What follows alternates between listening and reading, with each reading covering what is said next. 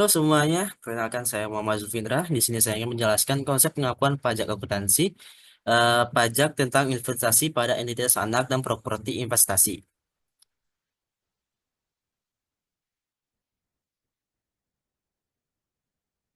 Jadi perusahaan itu melakukan investasi untuk meningkatkan nilai perusahaan dan memperoleh manfaat ekonomi di masa depan.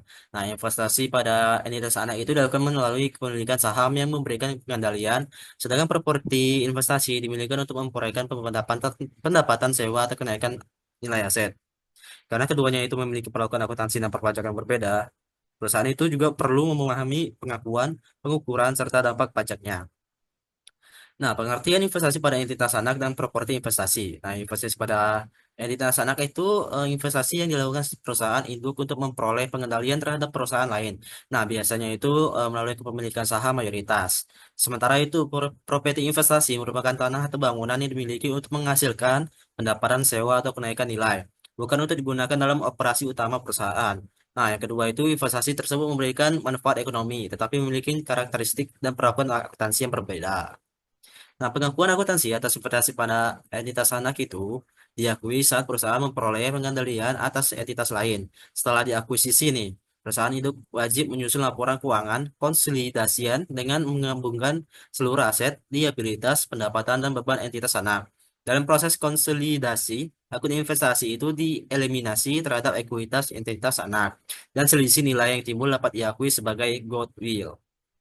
Pengakuan akuntansi atas properti investasi. Nah, properti investasi itu diakui sebagai aset. Apabila manfaat ekonominya itu di masa depan kemungkinan besar akan diperoleh dengan nilainya dapat diukur secara handal.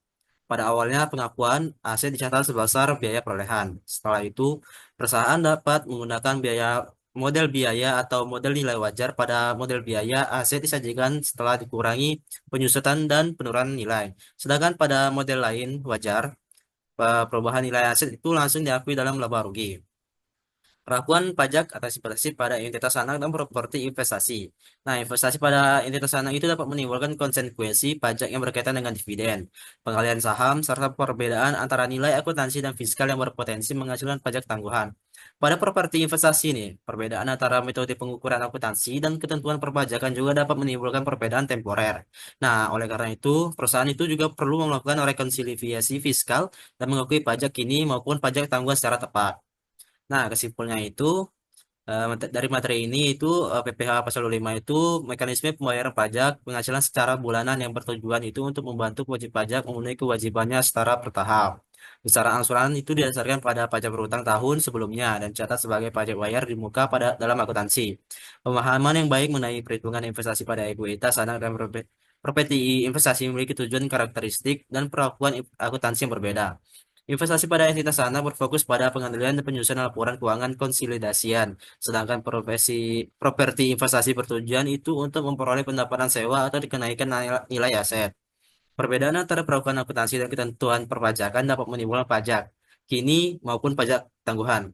Sehingga pemahaman mengenai pengakuan akuntansi pajak sangat penting untuk menghasilkan laporan keuangan yang wajar dan sesuai dengan peraturan. Catatan angsuran pajak itu diperlukan agar kewajiban perpajakan dapat dilaksanakan secara tepat dan sesuai dengan ketentuan yang berlaku. Baik, saya Muhammad Zulfindra. Mungkin sekian materi yang telah saya sampaikan tentang proses pengakuan akuntansi pajak tentang investasi pada entitas anak dan properti investasi. Sekian, terima kasih dari saya. Say goodbye.